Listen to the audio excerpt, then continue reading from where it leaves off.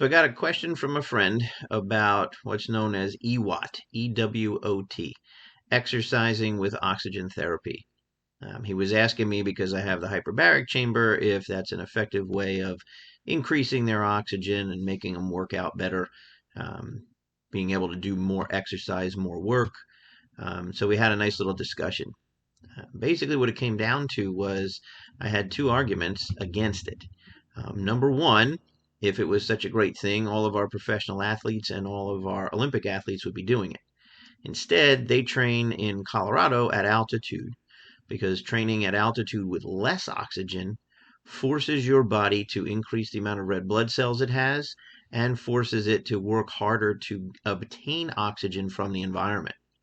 So basically, by depriving yourself of oxygen, you are training yourself to be more efficient at getting it and more plentiful in red blood cells to carry it.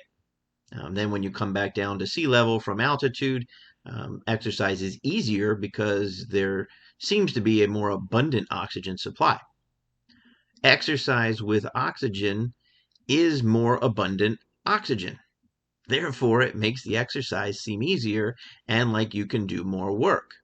But just like everything else, when you are handed the benefit, your body gets lazy and won't work to achieve it. If I gave you $100 a day, you wouldn't work for it, and you'd get lazy and you'd stop working. That's not what we do exercise for. We do exercise to toughen up the body so that it can handle doing more work. So in my opinion, exercise with oxygen therapy, although it does have some benefits, I'm not saying it doesn't have its benefits, to do it as a long-term solution for anything, it kind of defeats the purpose of exercise. Now, we were also discussing as to whether or not we think it would be good to do as sort of a recovery workout. So if you're exercising for the week, you do a heavy day, followed by a light day, followed by a medium day, followed by a rest day. That could be your light day, where you supply more oxygen to help return lactic acid back to lactate, to recover quicker, because lactic acid in the muscles leads to the delayed soreness. And by turning it back to lactate with oxygen, you don't get the soreness and you stimulate the body to grow bigger, stronger, faster. However, you are at the mercy of your red blood cells. So everybody knows when you put that little thing on your finger and it says that you're at 98% oxygen or whatever the number shows, by adding oxygen to the environment or breathing it through a mask can only bring you up to 100%.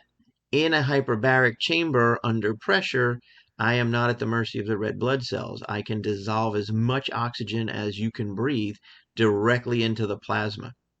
As your red blood cells try to deliver it to the tissues, the oxygen has to dissociate from the red blood cells' hemoglobin, get into the plasma, and then from the plasma, through a gradient, dissolve its way through the tissue and into the tissue. Doing oxygen under normal pressure might be good to help recover a little bit, but oxygen under pressure will help you recover much quicker and much more thorough. So again, exercise with oxygen therapy, EWOT, could be a good idea. Could be a nice recovery day at the gym.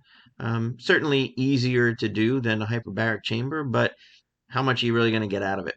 And to do it as a long-term solution, again, I don't think you're really going to benefit much from it, more so than if you just exercised and recovered properly. So there you go. One guy's opinion on EWOT.